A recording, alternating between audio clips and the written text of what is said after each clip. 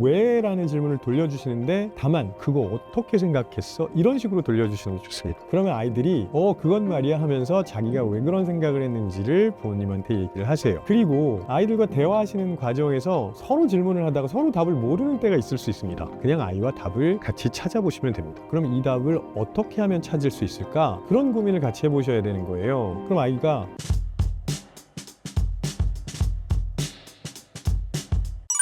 아이의 사고력을 위해 부모가 하면 좋은 행동은 무엇인가요? 저는 질문과 응답 이 두 가지를 좀 바꾸셨으면 좋겠습니다. 첫 번째 질문과 관련해서는요. 아이들이 부모한테 제일 많이 하는 질문이 왜? 이거거든요. 그러니까 부모님들도 그 왜라는 질문을 좀 돌려주시는 게 필요하지 않을까 싶습니다. 근데 주의하실 건 뭐냐면 아이들한테 그냥 왜? 이렇게 하면 아이들은 혼나는 거라고 생각합니다. 그래서 왜라는 질문을 돌려주는 이유를 생각하시고 거기에 맞춰서 살짝 바꾸시는 게 좋아요. 우리가 아이들한테 왜라는 질문을 해야 하는 이유는 뭐냐면 아이들도 어떤 일이 발생했을 때 그거의 원인과 결과를 계속 찾아보면서 생각의 크기와 깊이를 키워갈 수 있기 때문에 그렇거든요. 이렇게 고민을 해본 아이들은 정말 생각을 정교하게 잘해요. 그런 고민을 하게 만들어주자는 거죠. 그래서 왜? 라는 질문을 돌려주시는데 다만 그거 어떻게 생각했어? 이런 식으로 돌려주시는 게 좋습니다. 그러면 아이들이 그건 말이야 하면서 자기가 왜 그런 생각을 했는지를 부모님한테 얘기를 하세요. 자, 그리고 아이들과 대화하시는 과정에서 서로 질문을 하다가 서로 답을 모르는 때가 있을 수 있습니다. 당황하지 마시고요. 그냥 아이와 답을 같이 찾아보시면 됩니다. 예를 들어서 아이가 무언가를 물어봤는데 잘 모르겠는데 할 수 있죠.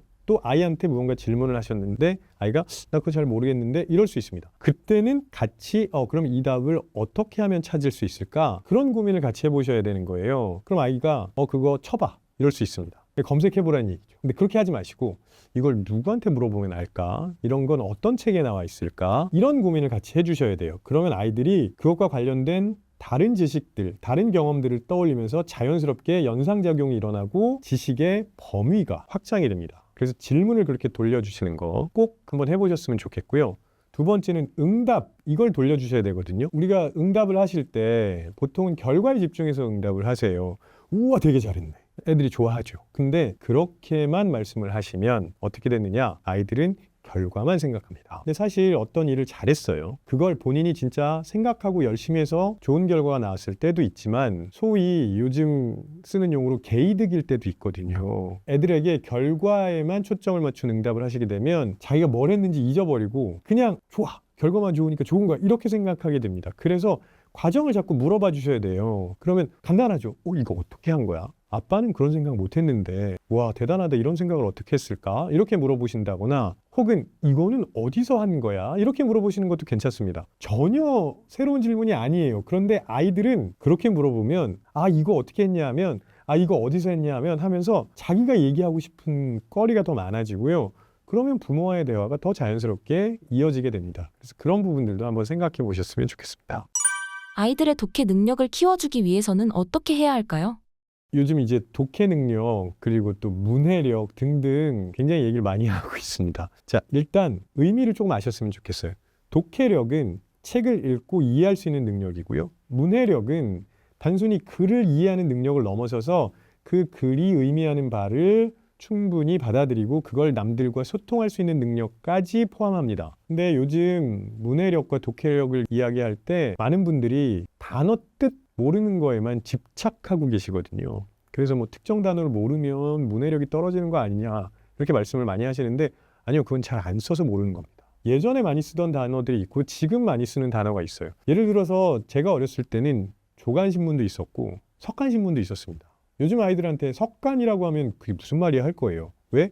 안 쓰니까 그런 거죠. 그래서 만약에 아이들이 단어의 뜻을 모른다면 그건 그냥 알려주시면 돼요. 성인도 사실은 지속적으로 어휘력을 키워가야 그게 독해력이든 문해력이든 도움이 되거든요. 근데 아이들도 아직 그런 부분들을 채워가는 과정에 있기 때문에 자연스럽게 이 단어의 뜻은 이렇게 알려주시는 게 저는 출발점이라고 보고요. 독해력을 키우자. 그래서 그럼 가서 책을 읽어라. 이렇게 하시면 안 됩니다. 아이들이 그럼 어떻게 하냐면요. 내가 책을 읽은 권수에 집착합니다. 아빠 나 5권 읽었다? 지난주에 15권 읽었잖아. 아니요. 더 중요한 건 뭐냐면 내가 읽은 내용을 충분히 소화했느냐겠죠. 너무 당연한 말인데 그냥 책을 읽으라고 하면 그렇게 권수에 집착할 수밖에 없습니다.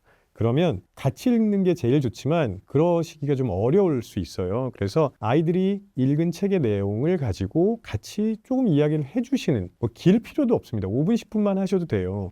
그 무슨 내용이었어? 그럼 아이들이 얘기를 하겠죠. 근데 그러면 너라면 그때 어떻게 했을 것 같아? 또 혹은 뭐 동생이나 언니, 오빠나 등등 형제 자매가 있다면 그러면 동생한테 이거 설명하려면 어떻게 할 거야? 한번 아빠한테 들려줄래? 이런 식으로 해보는 거죠. 그러면 이 아이가 책을 읽은 내용을 가지고 머릿속에서 계속 돌리게 됩니다. 다양한 방식으로 생각해 본다는 거예요.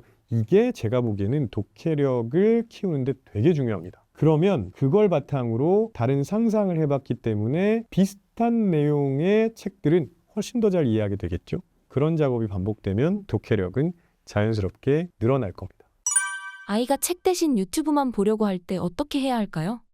유튜브나 뭐 스마트폰만 자꾸 보는 아이들 뭔가 어떻게 해야 된다고 생각하시는 이유는 답답해서 그러시는 거잖아요. 그리고 그 기저 있는 생각은 저런 것만 보면서 공부 안 하면 어떻게 되지, 그런 걱정 때문이실 거예요. 근데 이거를 좀 생각을 전환하셔야 됩니다. 아이들이 왜 유튜브를 보고 스마트폰을 보는지 그 이유를 먼저 파악하셔야 돼요. 실제로 어떤 아이들은 유튜브를 통해서 새로운 지식들 익히고 거기서 배우고 학습해서 유명해지는 아이들도 있거든요. 그러면 그거는 순기능이었잖아요. 그러면 아이들과 이런 대화를 먼저 시작하셔야 돼요. 아빠가 보니까 유튜브 되게 오래 보고 있던데 뭘 본 거야? 그런 거 먼저 물어보시면 돼요. 그래서 그러면 아이가 뭘 봤다고 하겠죠. 그러면 그거에 대해서 뭘 본 건지에 대해서 조금 대화를 하시고요. 아, 그게 이런 거구나. 그게 유익한 거면 당연히 권장하실 거고요. 혹은 그냥 뭐 만화나 뭐 이런 흥미로운 영상이었다면 부모님의 입장에서는 그만 봤으면 하실 거예요. 그럴 때는 얼마나 봤어? 이렇게 물어보시고, 그러면 앞으로 얼마나 더 보고 싶어?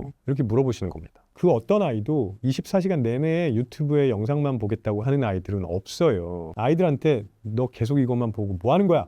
하면 아이들이 반발이 생겨서 더 보고 싶어 하는 거죠. 근데 오히려 엄마 아빠가 얼마나 보고 싶은지를 물어보면 자기도 생각하게 됩니다. 아빠 나는 한 1시간 정도 보고 싶은데 뭐 이렇게 얘기를 할 수 있죠. 그러면 아빠는 안 돼! 이렇게 하시지 말고 아빠의 생각을 말씀하시면 됩니다. 근데 그냥 단순히 아빠는 30분이었으면 좋겠어 이렇게 말씀하시는 게 아니라 왜 1시간이라고 말했는지를 물어봐야 되는 거죠. 그러면 그 아이는 나는 이런 일도 있고 이런 일도 해야 되고 자기가 할 일을 얘기하고 그다음에 남는 시간 얘기하고 그러면서 1시간 정도 보고 싶어라고 했을 거거든요. 그럼 그걸 들어보시고 아빠가 잘 들어보니까 이런 것 좀 빠져 있는데 그럼 이런 걸 더 해야 되지 않을까? 그러면 시간이 자연스럽게 줄어들죠. 근데 줄어드는 것 때문에 불만이 있을 수 있어요. 그러면 이런 일은 주중에는 해야 되지만 주말에는 안 해도 되잖아. 그럼 주중에는 요만큼 하고 주말에는 좀 늘려도 괜찮겠네. 이렇게 아이들이 자기가 어느 정도 보고 싶은지 그거를 얘기하게 하고 아이들이 결정하게 하시면 큰 걱정 안 하셔도 됩니다. 심지어는 이렇게 물어보시는 분들도 있어요. 너 계속 이거 보면 어떻게 될까? 그러니까 아이들도 생각해요. 내가 24시간 동안 계속 유튜브를 보면 그러면 그 어떤 아이도 너무 재밌겠는데 하진 않아요. 아이들이 생각해보고 아이들이 스스로 결정하게 하는 연습을 이런 것들로 시켜주실 수도 있다는 거죠. 또 다른 측면으로는요. 그런 과정을 통해서 아이들이 건강한 습관을 만들어가게 도와주실 수 있습니다. 요즘은 유튜브지만 제가 어렸을 때는 TV였어요. 많은 부모님들이 야 아예 TV로 들어가라 이러셨었거든요. 그러니까 지금 매체만 바뀐 거지 여전히 어린아이들은 그런 걸 보는 걸 좋아한다는 겁니다. 근데 거기에 안 좋은 내용들만 있는 게 아니고요. 유익한 내용들도 사실은 있어요. 그러면 뭘 보는지를 좀 살펴보시고 그런 거 가지고 이야기를 해보시면 좋아요. 특히 아이들이 공룡 나오는 거 되게 좋아하거든요. 그러면 이거 공룡 나오는 거구나 하면서 관심을 보여주시고 그러면 영상으로만 보지 말고 우리 진짜 공룡 보러 한번 가볼까? 이렇게 유도하시면 너무 좋아하거든요. 그러면 실제 뭐 자연사박물관 여기저기 많이 있으니까 그런 데 가셔가지고 그때 본 게 이거구나 하고 같이 이야기를 하실 수 있는 거죠. 경험으로 이어지게 유도하시는 것도 괜찮은 방법이라고 생각합니다. 아이가 스스로 공부하게 하려면 부모는 어떻게 해야 할까요?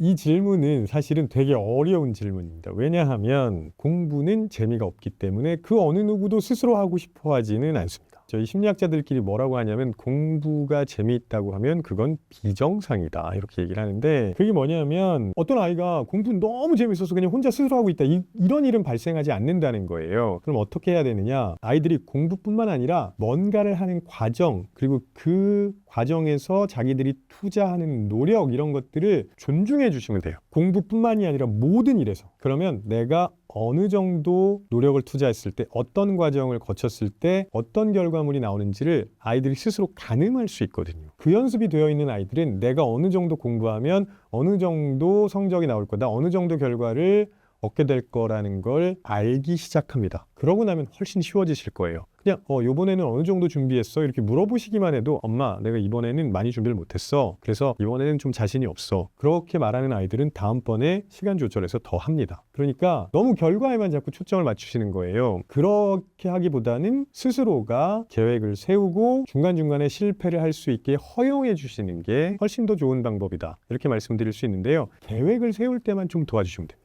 아이들한테 그러면 계획을 세워봐라 이러면 아이들이 대부분 계획을 하나를 세워요. 나 열심히 공부할 거야. 이건 계획이 아니에요. 이거는 포부죠. 그래서 계획은 아빠랑 한번 같이 세워보자 하고 전체 시간에서 시간을 잘게 나누어서 요 시간을 뭐하고 요 시간에 뭐하고 이렇게 작게 계획을 세울 수 있게 도와주시는 게 굉장히 중요합니다. 그래야 그냥 열심히 공부한다 이거는 실패할 가능성이 높기 때문에 실패하고 나면 다시 안 해요. 근데 작게 계획을 세우면 한두 개는 실패해도 다시 금방 보충할 수 있거든요. 그러면 아이들이 탄력성을 높이는 데도 도움이 됩니다. 그런 연습을 시켜주시는 게 저는 훨씬 더 중요하다고 생각합니다. 늙어서도 자주 보고 싶은 부모가 되는 방법은 무엇일까요?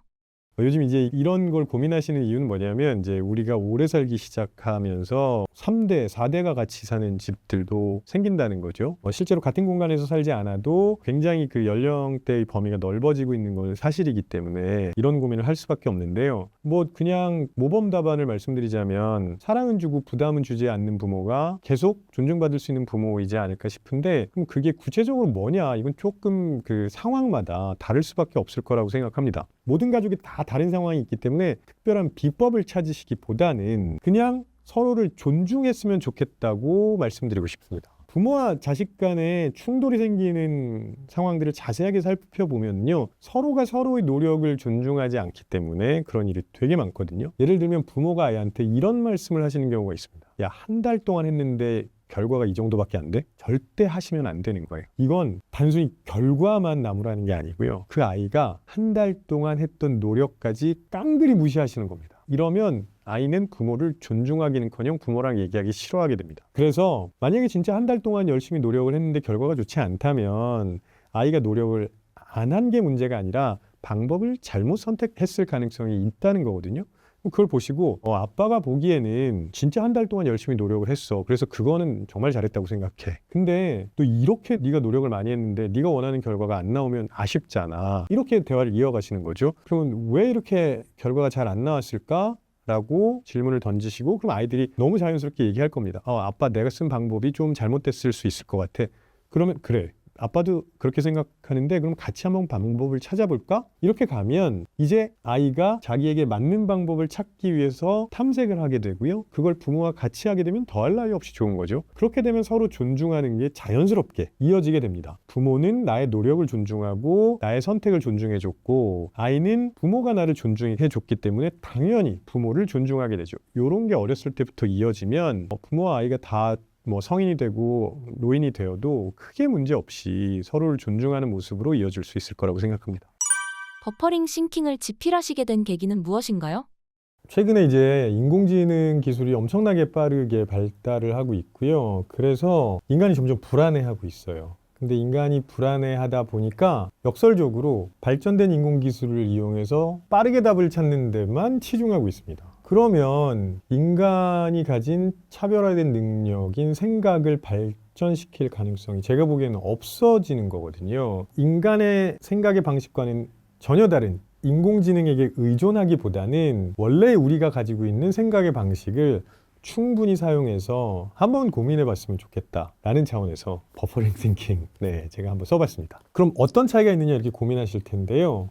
인간은 인류 진화의 역사상 단 한 번도 빅데이터라는 걸 사용해 본 적이 없습니다. 우리가 흔히 굉장히 큰 데이터를 가지고 누군가가 이것 좀 봐줘 그러면 이걸 내가 다 보라고 이렇게 반응을 하시죠. 인간은 스몰 데이터를 가지고도 꽤 괜찮은 그리고 어떤 경우에는 상당히 놀라운 생각들을 그런 걸 해온 존재거든요. 그런 생각, 그런 깊은 생각을 가능하게 한 게 제가 보기에는 버퍼링 상태를 잘 이용했기 때문입니다. 우리가 생각을 할 때는 뇌한테 충분한 시간을 줘야 돼요. 그래야 뇌가 충분히 정보를 처리하고 거기에서 깊게 혹은 중요한 결과물을 내놓을 수 있거든요. 근데 우리는 과연 그런 시간을 주고 있을까요? 지금부터 한번 그런 시간을 가져보셨으면 좋겠습니다.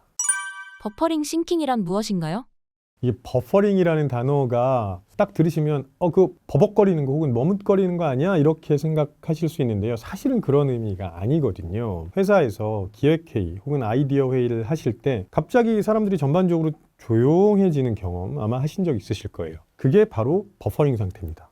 사람들이 고민하고 있다는 얘기예요. 그러다가 누군가가 아주 번뜩이는 아이디어를 꺼내기도 하죠. 우리 인간의 뇌는 그런 상태를 통해서 놀라운 생각들을 해왔습니다. 근데 우리는 요즘 어떻게 하냐면 생각이 안 나고 조용해지면 잠깐만 빨리 검색해봐. 생성형 인공지능한테 물어봐 해서 거기서 결과물을 추출해요. 근데 그건 이미 인간이 만들어 놓은 결과물을 정리한 거거든요. 그래서 그렇게 추출하기 시작하면 A팀에서 한 결과, B팀에서 한 결과, C팀에서 한 결과가 다 비슷해질 수밖에 없고 내가 무언가 차별화된 결과물을 내놓을 가능성은 줄어들 수밖에 없습니다. 그래서 이런 버퍼링 상태를 충분히 이용하는 사고방식, 버퍼링 띵킹을 한번 해보자는 거죠.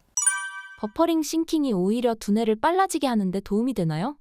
네, 도움이 됩니다. 버퍼링 상태가 없으면 우리 뇌가 오히려 느려지고 성능을 제대로 발휘하지 못하는데요. 이건 컴퓨터나 스마트폰 생각해 보시면 쉽게 답을 얻으실 수 있어요. 무슨 말이냐면 컴퓨터를 계속 오래 그냥 사용하다 보면 어느 순간 컴퓨터가 느려지는 듯한 느낌이 듭니다. 스마트폰도 마찬가지고요. 그래서 그럴 때 뭐 해야 되냐면 하드디스크나 데이터 최적화해야 됩니다. 그래서 여기저기 흩어진 막 중구난방으로 흩어져 있는 그 데이터 조각들을 잘 모으는 거죠. 잘 정리해서 모으는 거거든요. 그럼 우리는 그런 최적화를 하고 있을까요? 우리가 버퍼링 상태에 들어가면 그런 방식의 최적화가 이루어진다는 얘기죠. 그래서 내가 지금 여러 가지 생각이 막 뒤죽박죽 섞여 있는데 지금 필요한 생각은 무엇? 그 다음에 이건 나중에 봐도 되는 거, 이건 필요 없는 거, 이런 것들을 이렇게 정리해 줍니다. 최적화를 한다는 얘기죠. 그러면 생각하는 속도는 당연히 빨라질 수밖에 없습니다. 물론 빠르게 생각하는 게 중요한 건 아니지만 같은 작업을 해도 더 괜찮게 할 수 있다, 이렇게 생각할 수 있다는 거죠.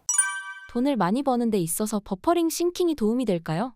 돈 많이 버는데 버퍼링 상태 되게 중요합니다. 버퍼링 띵킹을 보시면 돈을 많이 버실 수 있습니다. 제가 이렇게 말씀드리는 이유는 뭐냐면 우리가 알고 있는 그 유명한 부자들 거의 대부분 버퍼링 상태를 즐겨왔습니다. 워런 버핏이 뭐라 그랬냐면 기회는 많다. 중요한 건 성급하게 뛰어들지 않는 것이다. 이렇게 얘기했거든요. 이 말은 무슨 말이냐? 내가 생각을 조금 천천히 하면서 필요한 것들을 정리해 가면서 걸을 건 거르고 그 다음에 기다릴 때는 기다려야 혁신적인 생각을 할 수 있다는 얘기거든요. 사실 제가 굳이 설명드리지 않아도 너무 당연한 얘기입니다.